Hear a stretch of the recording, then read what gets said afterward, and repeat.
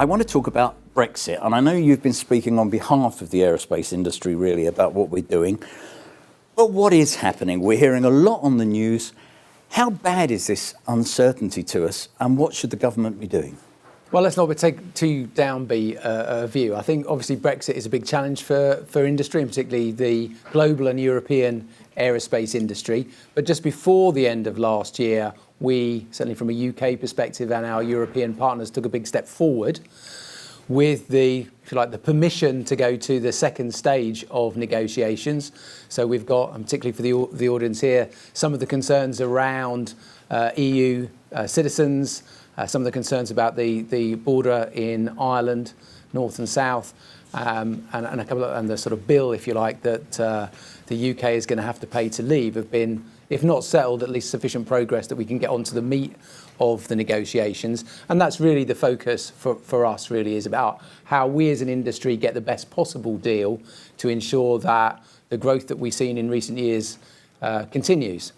And within that, I suppose we've been very clear with the government about what the key big issues for our sector have been. So it's about staying part of the European Aviation Safety Agency. It is about making sure that we have access to the widest pool of talent.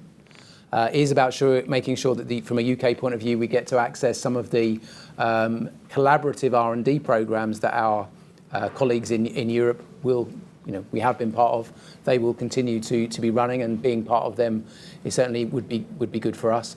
But I think that if you like, the topic for this particular moment is ensuring that we do get a transition arrangement. We've been very clear with government that, the negotiations to understand what our new relationship with the rest of the EU is going to be will take some time. And even when we understand what that new relationship is going to be, there's going to be a significant burden for industry to transition from where we are now to what that new relationship is going to be. So the focus for us is to ensure that we get an early agreement. In principle, both the UK government and the EU27 have said, a transition arrangement would be good, but we now need to see that formalised quickly so that businesses have the confidence that they will get to understand what the final arrangements are going to be before they have to put them in place. Because what we are finding is that life goes on. Companies are already, and have been for many months, taking decisions that have a life well beyond March 2019, so are already beginning to factor in what they think might be the circumstances.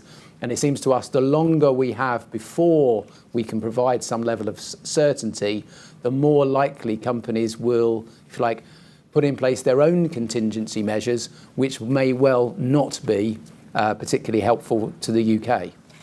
So the no deal option, you're saying that companies will start preparing if they're not already for that, which sounds like it's slightly more than the government's been doing, but you think that will happen? We've been very clear that the no deal is the worst possible outcome. And to be honest, as we've moved through this process, I think, whilst I'm sure that there are people in the UK government and the EU, who wish to hang on to the idea that that's a potential outcome, the reality is it's in no one's interest that there is not a sensible deal. It's just a question of understanding what the terms of that are going to be.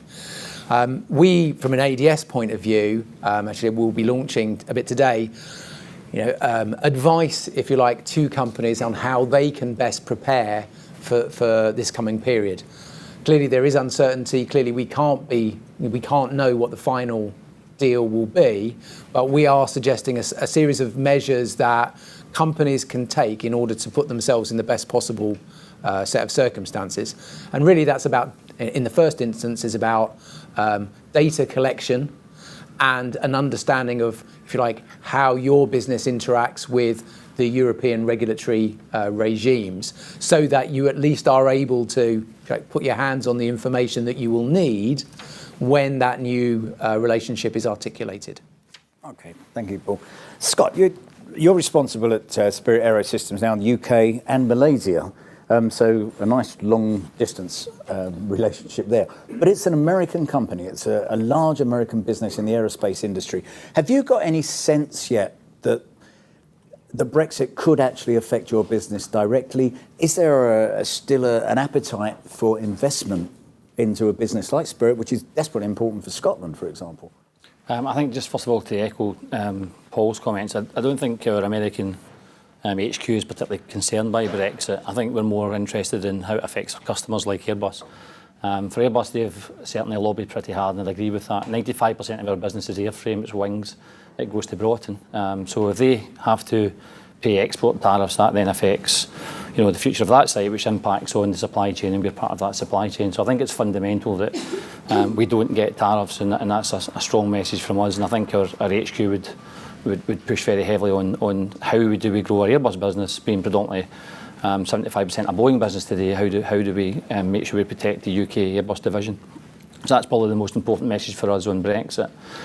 Movement of labour is also a key part for us. Our engineering and R&D investments we've made over the last probably 3-4 years. We've invested heavily in people, and a lot of them are from outside the UK. So that would be a significant blow to us in terms of our intellectual property, our thinking, our people, our skills from an engineering side of things. That's a key risk, and our US would be really concerned about that.